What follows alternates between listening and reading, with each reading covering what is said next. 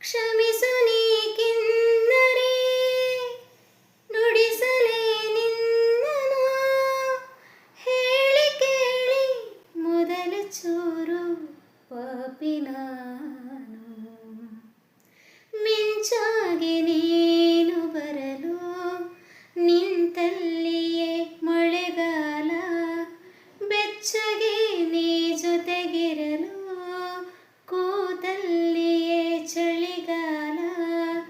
ವಿರಹದ ಬೇಗೆ ಸುಡಲು ಎದೆಯಲಿ ಬೇಸಿಗೆ ಕಾಲ. ಇನ್ನೆಲ್ಲ